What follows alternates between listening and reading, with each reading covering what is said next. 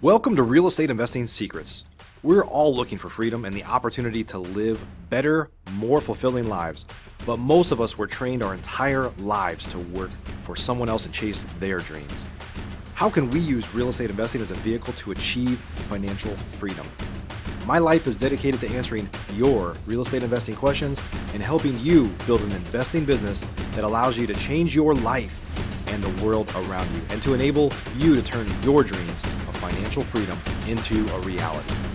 My name is Mike Hambright from FlipNerd.com, and your questions get answered here on the Real Estate Investing Secrets Show. Welcome back, Freedom Fighters. This is episode number 466. Today we're here with my friend Michael Pinter.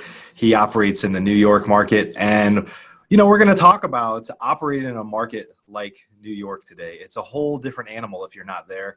And if you're trying to get started there, I was talking to Michael ahead of time, and one of the things you kind of realize is if you're like me in Dallas or other parts of the country, you get used to doing things a certain way. And then sometimes, Michael has been listening to the show in the past, and he's actually a member of our Investor Fuel Mastermind and things like that. And he said, some of the stuff you talk about on the show, like we just can't do that here. There's things that are different here. And so I thought it would be great to get some perspective on operating in a different market like the New York market. So we're excited to have you guys back. Michael, glad to have you here, buddy. It's a pleasure to be here, Mike. Yeah. Awesome. Well, we're going to talk about some of the differences that you see up there in your market, maybe give some people that are listening that are up there, either they want to get started or they're operating now and trying to take it to another level, hopefully a little bit of guidance today, and maybe for the rest of us, enlighten us a little bit on, every market has its own challenges, right? California's got some different challenges, and Texas has got some weird things, and every market has its own kind of flair, right? But hey, before we jump into that, tell us a little bit about you and your background. Sure. So I was in the mortgage business for 17 years. So I had some background in real estate finance. Okay. I met my partner behind me, Levi, when we worked together in the mortgage business. And about 6 years ago, we started going into real estate full time. Okay.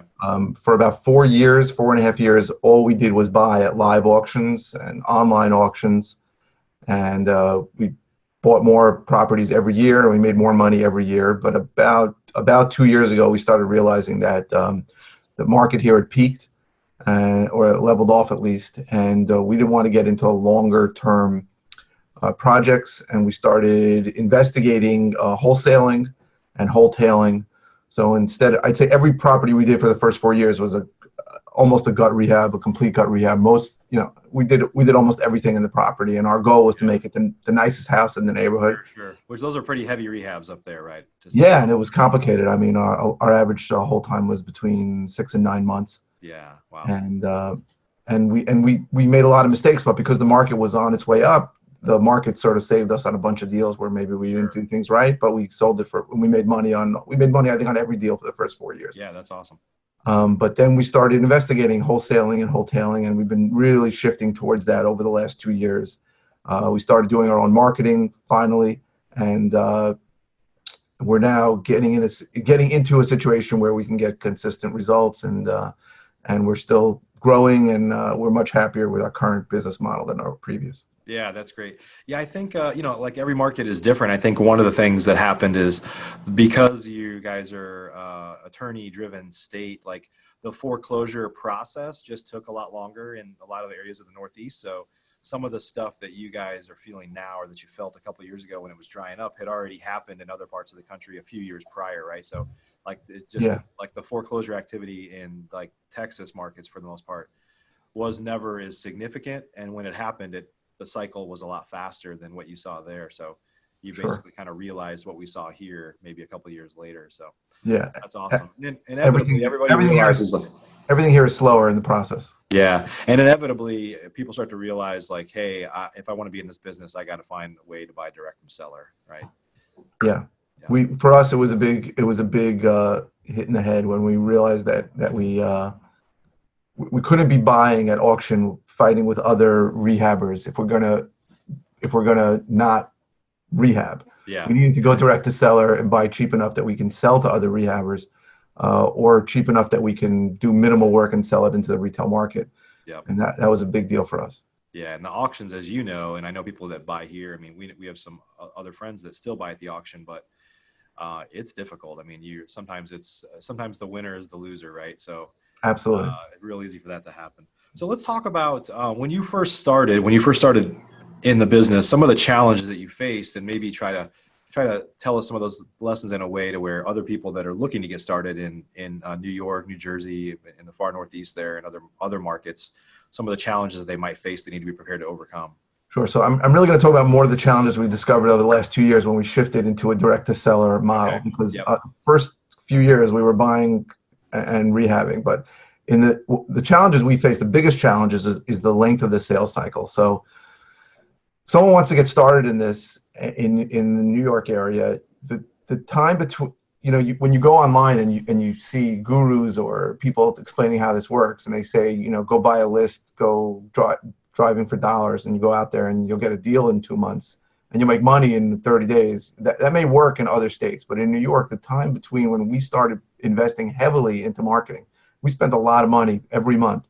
We didn't see a penny from that for probably 7 or 8 months. Wow. It's a long time to spend and not get back. Now, we had some deals locked up already, so we knew that money was coming, but it takes a very, very long time between the time when you spend money on marketing, qualify those leads, whether there's incoming or outgoing marketing, and then qualify those leads, go on the appointments, make the offers, and then even when the seller says yes to you, you still have to get attorneys involved, and that can take months. And then you got to sell it. It's just not how you see it online, where this is something where you're going to get paid. You can wholesale a deal in 30 days and get paid. Sure, It sure. takes a lot longer. And so let's kind of break that down. The attorney part. So I know in your area there, it's very different than what I'm used to in some other parts of the country. We use the title companies here, and typically we could, if somebody were to sign a contract today, like I could close tomorrow. I pretty much tell people that, aside from how long the title process takes. Now, if it's clean and it's not an inheritance and there's not a need for a bunch of other documentation, then that could be certainly within a week, for three, four, 5 business days, if we get a title company to rush it, if it's clean. Now, if it comes back and there's problems, that could extend it, significantly or maybe forever. But even in a best case scenario there, kind of walk us through the process of having to get attorneys involved and how right now, when a seller signs a contract, we send it to the title company right away. Title's open. We could close quickly if that's what they want to do. Sometimes they may want time, but what's like best case scenario for you? Kind of explain that situation for us. Okay. So best case scenario is we go to a seller. The seller says, we offer them a number, and the seller says, okay. Best case scenario is a seller has an attorney that they have dealt with before, and we send them we send our attorney the information and their attorney the information. This is the price, this is the buyer, and they would prepare a contract to send to our attorney within a few days. That's Okay. best case scenario. Usually that contract is not going to be a great contract for us. It's going to be a contract that protects their interests, right? The seller prepares a contract, and our attorney is going to then have to say it needs to be assignable.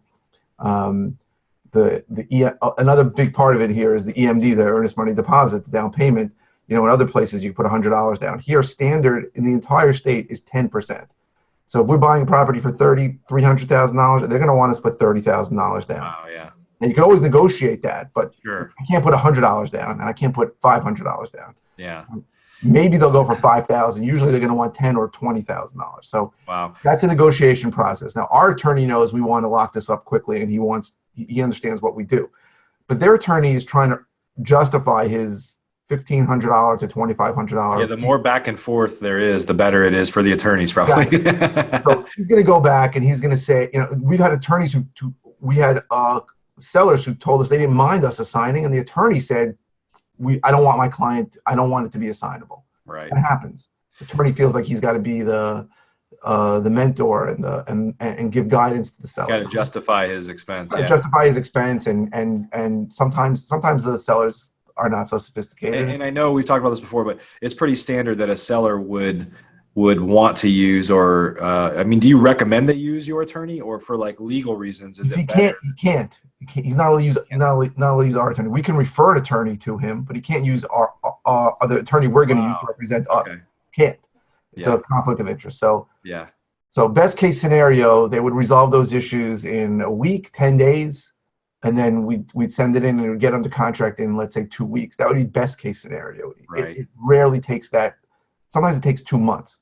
Wow, wow. So And so even if the attorney, once everybody agrees, then how does the process maybe differ there from other markets? Is it pretty smooth sailing after that? I mean, there's still a process where title research is done as the title. yeah, then we'd order title, and Yeah. then depending on what our exit plan is, we would market the property to other. If it's a wholesale deal, we market to our cash buyers list, and if it's a hotel deal, then we'd close on it and wait till that happens. So Sure, sure.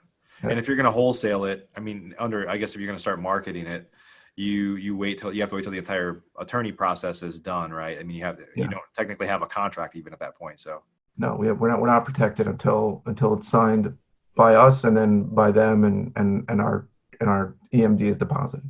right, right. And then you got to deal with that whole thing again on the back end when you sell it, unless you're assigning it, right? Absolutely. Yeah. So usually on assignment they understand, but they're still going to have an attorney, and it's still going to take time.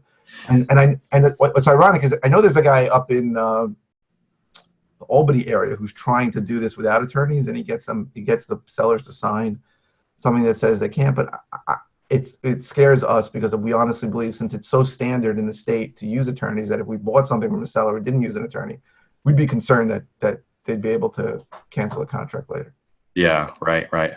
So let's talk a little bit about some other things that might be different, like marketing in terms of lead generation. I know, one of the things we'll probably talk about is it's not sometimes in different markets, different marketing um, tools work better or worse, like mail or other things, right? But you also have kind of that Northeastern attitude, that New York attitude to deal with a little bit too. So just talk about maybe how marketing is different where you're at.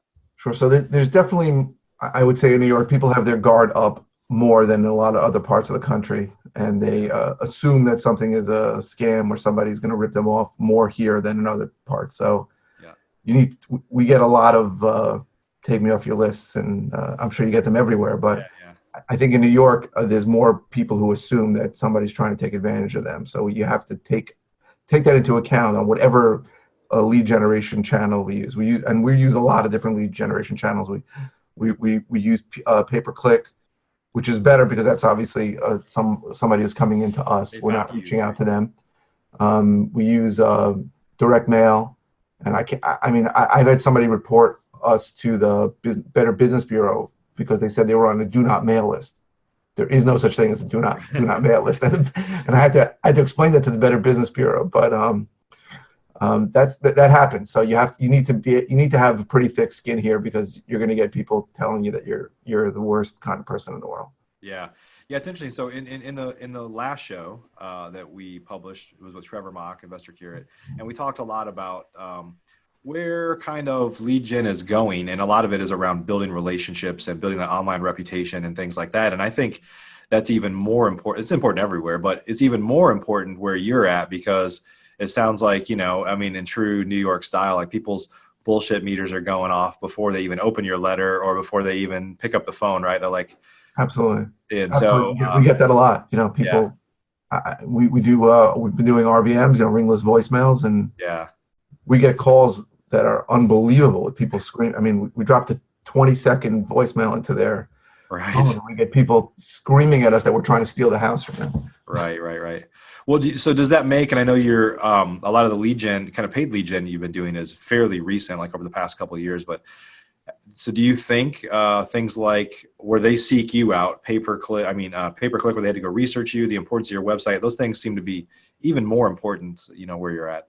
Absolutely. I think it's a Yeah. huge deal. We've gotten a lot of deals where people said, I checked you out online, and you seem like a reputable company, and Yeah. you had high star ratings for sure. There's no doubt that people are checking us out online. Online reputation is huge. Yeah. How do you, for somebody that was, maybe would be trying to crack into a market like yours, can you give some guidance on what they should do differently that is not kind of maybe standard practice across the country to help the bullshit meter from going so high? I think you need, I think it's the same. It's true for everywhere. Like if you're too salesy and you're really trying to sell hard, I think people here are going to get turned off more by it. You got to be honest with them. Yep. very often on appointments. My partner and I go on the appointments. I mean, I tell them honestly, selling to us is a bad idea. We give them other options. You have to be straight with people. I think people know if you're telling them the truth or not here more than in other places. But I think that's the same all over the country. Yeah. So I have some friends that invest in Boston, and one of the challenges that they had for quite a while was it was pretty standard practice to sell your house even if it's in need of a lot of repairs, because a lot of houses are older and need a lot of repairs. Just sell it on the MLS. Are you finding that is the same where you're at, where it's like stuff you might want to wholesale or wholetail, like it's already fairly standard practice to just still sell it through a realtor? So one of the things I am a licensed broker, and one of the things we do on a lot of appointments is tell them that you should list it, and this is what you can get for it, and we have a very good pitch on why they should list with us. And we've converted, we were spending so much on marketing, we felt like it was foolish to Right. Not recoup some of that. not monetize those deals that were MLS deals. If we ask straight up, do you have anybody you would list with? If the answer is no, then we pitch them as hard on listing if that's clearly where they're going. Sure. For a variety of reasons, right? They may owe more than we can pay, so it's never going to happen. The house is in perfect condition. There could be a million reasons why. We pitch them very hard on listing, and we've been making money on listings. So I think it happens a lot to put things on MLS, and I just hope we're the ones that make money on it. Yeah, and how do you differentiate why they shouldn't list it on the MLS? What do you tell them is the benefit of, obviously speed probably, but what is the benefit? Because one of the struggles always is if you give that listing option, if you say, well, I can buy it for this or list it for that, a lot of times people will say, well, wow, you can get me a lot more by listing it. Why don't you just try that? And if that doesn't work, then you'll probably still buy it from me anyway. How do you make sure you don't cannibalize yourself? So it's very interesting. We get that sometimes. We got that recently, and sometimes we're signing a contract today on something where I told them I really think you should list it, and they told me no, they want to sell it to us for $50,000 less or something like that, a big chunk. Yep. So we tell them the advantages and disadvantages of so the advantages of selling a property to somebody like us is speed. We'll close, not even speed, but we'll close whenever you want. That can be in 2 weeks, and that can be in a year and a half if you need time to find a place. We're working on your schedule. Yep. The second advantage is that the price is the price. It's not going to change. We're not going to come back later and say an inspector came or an appraiser came, and they know, and a lot of people know that happens. Sure, yeah. Some people are really turned off by that. They just want to know what the price is. And another one, and this is a big one for a lot of the sellers, is that they just not going to have people coming in and out of the house. Right. Some of the people we buy from are hoarders. Some of the people are embarrassed about the condition of the house. They just don't want people to come. Yep. So we tell them those are the advantages, and the disadvantages that you're going to get less money, and they have to, and I've never had anybody say why or not understand that. Yeah. So there are some properties that we go into right away. We know they're not going to be listings, and there's some properties we go into right away, and we can't imagine that they won't be listings. But you never really know. So we know, what the motivation behind there is, right? So we give them both options. I really have no. We usually would make more money if we buy it, but I have no problem making listing commission if that's the right thing for them. Sure. Yep. So what are some of the differences with exit strategies? I know you are moving more in the direction of wholesaling and wholetailing, which is I know why you're doing it. It's obviously a lot easier. Maybe you can explain some more reasons, but and then just talk about how that might differ in your market. Now, clearly, I think most people know that rehabs up in the Northeast you can just imagine are much more complicated. I mean, older houses for one, things like oil tanks in some areas, all sorts of stuff that just complicate that. And probably, coming from someplace like Texas for sure, probably a lot more bureaucracy is what I'm imagining. But just kind of explain how just exit strategies are different. And then certainly rehabbing, we'll understand that. But maybe start with wholesaling and wholetailing and then get into rehabbing. So, wholesaling is beautiful because nobody gets involved except you and the attorneys and the cash buyers. So that's great. In our area in Long Island, we do Nassau and Suffolk counties. There are many townships, and then within those townships, there are incorporated villages, and then a couple of cities within the towns also. So you have a lot of different building codes and code issues that you need to know well. Sure. And when we were rehabbing, we got to know a lot of those things well, but it's still a huge bureaucratic pain that we really wanted to avoid. Now, I have no problem with people wholesaling a deal to a guy who's going to deal with that and make more money than us. Then I have no problem. It's just we didn't want it. That's not what we are choosing to do. So for 4 years, we really looked at everything. What else can we do to this property? And now when we go to a property, we look at what's the least we could do with it? Right, right. Obviously, Yep. the least is just assigning the contract to a cash buyer. Sure. Sometimes those numbers don't work, so we'll wholesale it. So we'll buy it, and sometimes do nothing to it and just put it out on the MLS if the numbers make sense. More often, we'll paint it or fix a few things, make sure that it's financeable, and then put it on MLS. We'll wholesale it. We've had good success with wholetailing. I think we average even more money on wholetailing than we do on wholesaling. So that's definitely a strategy that we're going to continue. Yep.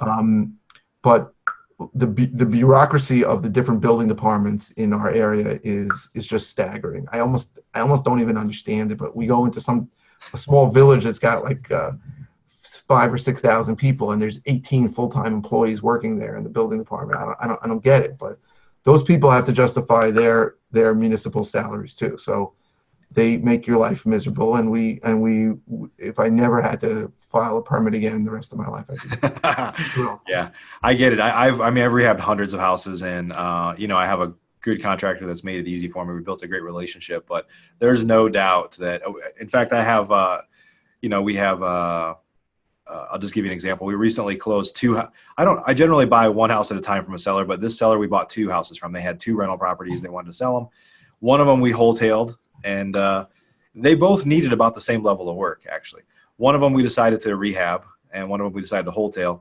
The wholetail one, that's been gone for weeks. I spent $1,000 literally just cleaning it. I mean, it's still old and needs a lot of updating, but at least, we had somebody clean the carpets, even though the carpets need to be replaced, but at least it doesn't smell as bad or whatever. And so that one was gone in like days, right? And this other one, we continued to rehab for 4 or 5 weeks, and we don't have the bureaucracy down here that you have there. And we put it on the market, and we put it on the market yesterday. It's actually blowing up. It'll be a quick sale one, but it could have easily been one that's just kind of lingering around too. And of course, we have to go through the whole song and dance of the sales process, which is not as complex for us as it is for you up there. But it's just a night and day difference. The rehab, I've checked on it several times. The wholesale, I went there for 15 minutes at the beginning and never went back. So from a business standpoint, it's hard to scale some of those things, right?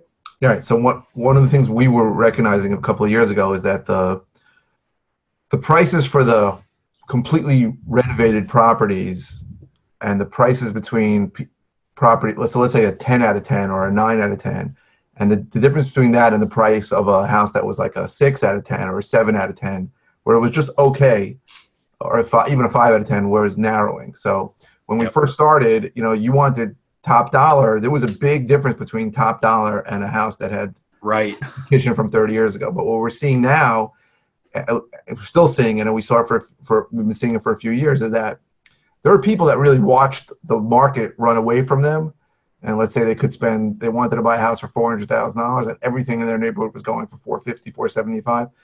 They might pay $400,000 for a house that's just fair, right? If you put it out at $399,000, you'll catch that bargain hunting group. Right. And when we try and comp out properties now, we really look for what's it worth as is on a retail basis, and we saw that that gap was not worth. It wasn't worth it for us. Yeah. It didn't make sense. And that might change as time goes by. If there's a big enough gap, it might be worth it. But what we see now is that the less you do to a house, as long as it's financeable, someone can get a mortgage on it, you'd be shocked what people will pay for it. Yep. And I think that is determined a lot by market cycles. Like, absolutely. I think, what we've seen here, honestly, we've been wholetailing for years. We've talked for literally 3 or 4 years. We've just been wholetailing almost everything. I haven't done as many major rehabs in a long time. I just happened to do several here over the past few months. But because what we're seeing now is days on market is slowing down, like inventory is building up a little bit because the market is slowed. And so now you have to differentiate yourself. But, if you were on a desert island and there was like one person there and you're not that attracted to them, but like, hey, it was just the two of us for forever, like you start to make some concessions, right? So it's the same thing with a house. It's like you get to a point to where, you're just like, hey, there's hardly anything available, so I'll take whatever you got, And not that that's taking advantage of anything. That's just, like you said, somebody that waited too long to buy and it's out of their budget now, so they have to accept imperfection, or like you said, people that are in that deal mindset. It's the same mindset that has allowed America to have outlet malls all over the place. Like, some people just want a deal. They're willing to accept, like, a a pink shirt or something that like, I don't really like it, but God, it's such a good deal. It's half off, you know. Right. There's always people that are willing to do the work themselves or find some other way to justify getting a good deal. Right. You see, and also the price points here are so high. So, Right. you know, if you're talking, someone might qualify for a $400,000 loan, and the top renovated properties are all going for 500,000. They can only go for 400,000, but they'll if they Sure. can get in their neighborhood where they want to be for $100,000 less than the top of the market, it's something that they And want to some do. of the stuff that's dated, they just start to justify, well, hey, over the next few years, we'll fix it up here and there as we get some money or get time, right? We hear that all the time, and we say, you know, and they'll come in and they'll complain, and we'll say, listen, we're pricing this well below what we could. You know, if we fixed it up, you know, it would cost, you know, we'd price it much higher. And I think people understand that they're Yeah. getting something at what they believe is a bargain, then they'll put up with some old dated things. Yep, yep. So, Michael, if folks were getting started right now and they were starting up in New York, or you know, Boston has a lot of same issues, New Jersey has a lot of the same issues. What are some of the things, you know, you've talked about a few of them here, but anything else we're missing that they should consider when they're getting started in terms of overcoming some of the challenges that you faced? I'd say the biggest thing is that you really need to if you're going to go into uh, direct to seller marketing, whatever channel you're going to try, you need to give it at least, not, I'm saying 9, but it's really 12 months to figure out if it works Yep. and what the return on investment is. So it's easy to, in other parts of the country, to try something for 3-4 months and say it's not working. But here, it's just, I feel like the sales cycle is so long that you need to be consistent and do the same thing for a long time to figure out if it works or not. Yep, yep.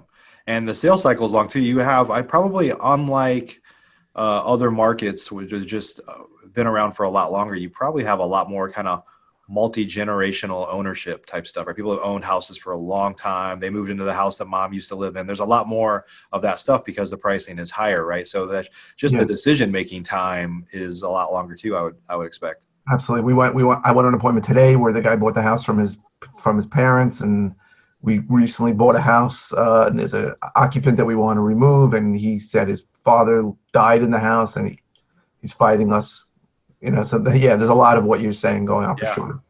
Yeah, because when you sell, a lot of times, like, you know, housing there just isn't as affordable as, let's say, in the South or other parts of the country. So there's just more hand-me-down type housing situations, right? Yeah, we see that all the time. Yeah, yeah. Awesome, awesome. Well, Michael, if folks wanted to learn more about you or what's going on, where can they go? So you can come to our website to lmpkproperties.com. I started a YouTube channel to try and help other people who are getting started in this business in New York. It's called Flipping and Wholesaling in New York. I think there's an ampersand for and. But you can subscribe to that. I've given away all our secrets on those videos. It's a very short 2 to 3 minute videos. We post almost every day. Oh, wow. Okay. And going through everything that's different about New York, how to generate leads in New York, and everything about how the business is different. So you can definitely subscribe there and comment if you like. Our phone number is on every video also, so you can call us. We're here to help anybody that needs help, and I think we can give a pretty good base education to anybody that's looking to start. Yeah, For that's sure. great. We'll find the link and we'll put it in the show notes here for those of you who are listening that aren't able to, you know, if you're driving or something right now, we don't want you to like wrap your car around a tree. So we'll definitely put it in the show notes here. So Michael, we didn't talk about it much, but you're also a member of our Investor Fuel Yeah. Mastermind. Would you mind maybe sharing some thoughts? I mean, I know that I don't want to put any words in your mouth. Just kind of maybe share your experience so far as a member of the group. So I missed the most recent meeting because my daughter got married around the same time, but I went to the one earlier, and I can say it was an unbelievably great experience. It's an amazing group of people. There's no a-holes in the group. Everyone is there to give and to help, and I think I've used the group as much as any other member since, by not just reaching out to other members to get help for all the different things that we were doing. We've actually used the group members as vendors, such as Todd Swaggerty, who has Yellow Letter HQ, and I've gotten so much help from the group. But the biggest advantage to me of the group is I actually watch the videos of the presentations almost every day, And for me, just seeing people that are going through the same struggles that we were going through, and learning how they overcame them and what the best mindset is, has been incredibly therapeutic and helpful to me. So I couldn't recommend the group enough. I think it's an amazing tool for anybody who's doing this, who feels like they're alone or who feels like they need help. It's an amazing resource to reach out to, and I think it's fantastic. Awesome. I appreciate that. Yeah. One of the things that some people don't realize, that you just kind of alluded to here, is we've had 6 meetings now. So Investor Fuel's been running for a year and a half. We have kind of the big quarterly meetings, but we have recorded every presentation. And so when people join, they get access to the library of all the presentations, all the resources people have shared. I mean, there's a master library out there of just a treasure trove of information and insights, for sure. I find it incredibly helpful. I'm trying to get through it. I'm not done with August yet, but I'm gonna try to outpace you. So I know I'm working my way through. I'm gonna catch up before May meeting, and I'm definitely coming to in Dallas. Awesome. Well, Michael, thanks again for joining us on the show today. Oh, it's my pleasure. Thank you, Mike. Yeah, and everybody, thanks for joining us today again, episode number 466 with Michael Pinter. If you haven't yet, we'd appreciate it if you subscribe to us on Stitcher, iTunes, Google Play, wherever you might listen or watch the show at, YouTube as well. And of course, all of our shows that we've done are all available on flipnerd.com. So everybody, until the next episode, I have a little tagline here that I always forget, Michael. I always screw it up, but I say, until the next episode, stay strong, stay cool, and keep fighting for freedom. Everybody, see you on the next one. Thanks for listening to today's show. There are 3 ways I can help you start or grow your real estate investing business. If you're a new investor and just getting started, the Flip Nerd Investor Coaching Program is the most effective program in America. I've been coaching and mentoring new real estate investors for 10 years, and my students have literally purchased thousands and thousands of properties. Many of them started with little to no experience at all. Our program is a paint-by-numbers program where we tell you exactly what to do week by week to make sure that you don't get distracted on your way to results. We show you how to build a real business, not just create another job for yourself. New memberships are limited. You can learn more and apply or schedule a call with me and my team at flipnerd.com/coaching. If you're an experienced investor doing a minimum of 10 deals a year, up to 500 deals a year or more, or have a multi-million-dollar real estate portfolio already, you should check out our powerful Investor Fuel Real Estate Investor Mastermind. Over 100 of the nation's leading real estate investors are members, and it's not uncommon for our members to 2 to 5x their business just from getting around other members at Investor Fuel. At Investor Fuel, each of us are business advisors to one another's businesses, but we don't stop at business. We focus heavily on becoming better people and living fuller lives. If you're looking for fuel for your business or fuel for your life, please check out investorfuel.com. Applications and interviews are required, as most investors are not a fit for our community. Please learn more at investorfuel.com. If you're not ready for coaching or masterminds but eager to start learning more about investing, please join our private Facebook group by visiting flipnerd.com/Facebook.